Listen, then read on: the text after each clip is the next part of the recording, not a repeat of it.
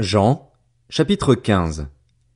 C'est moi qui suis le vrai cep, et mon père est le vigneron. Tout sarment qui est en moi et qui ne porte pas de fruit, il l'enlève. Et tout sarment qui porte du fruit, il le taille afin qu'il porte encore plus de fruits.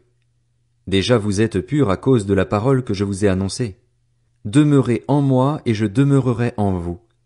Le sarment ne peut pas porter de fruit par lui-même sans rester attaché au cep. Il en va de même pour vous si vous ne demeurez pas en moi. Je suis le cep, vous êtes les sarments. Celui qui demeure en moi et en qui je demeure porte beaucoup de fruits, car sans moi vous ne pouvez rien faire. Si quelqu'un ne demeure pas en moi, il est jeté dehors comme le sarment et il sèche. Puis on ramasse les sarments, on les jette au feu et ils brûlent. Si vous demeurez en moi et que mes paroles demeurent en vous, vous demanderez ce que vous voudrez et cela vous sera accordé. Ce qui manifeste la gloire de mon Père, c'est que vous portiez beaucoup de fruits. Vous serez alors vraiment mes disciples. Tout comme le Père m'a aimé, moi aussi, je vous ai aimé. Demeurez dans mon amour. Si vous gardez mes commandements, vous demeurerez dans mon amour, de même que j'ai gardé les commandements de mon Père et que je demeure dans son amour. Je vous ai dit cela afin que ma joie demeure en vous et que votre joie soit complète. Voici mon commandement.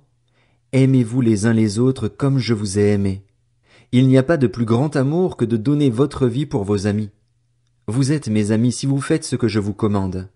Je ne vous appelle plus serviteur parce que le serviteur ne sait pas ce que fait son Seigneur, mais je vous ai appelé ami parce que je vous ai fait connaître tout ce que j'ai appris de mon Père.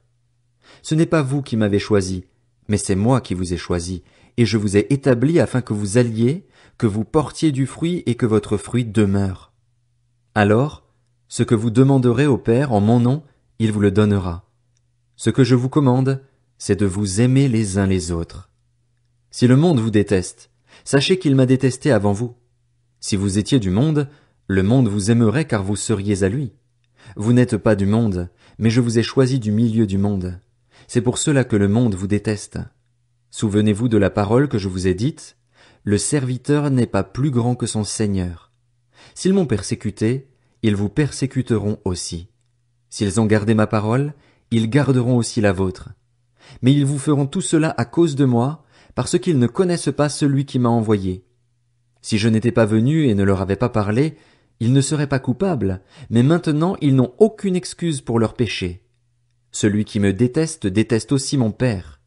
Si je n'avais pas fait parmi eux des œuvres qu'aucun autre n'a faites, ils ne seraient pas coupables, mais maintenant ils les ont vues et ils nous ont détestés, moi et mon Père.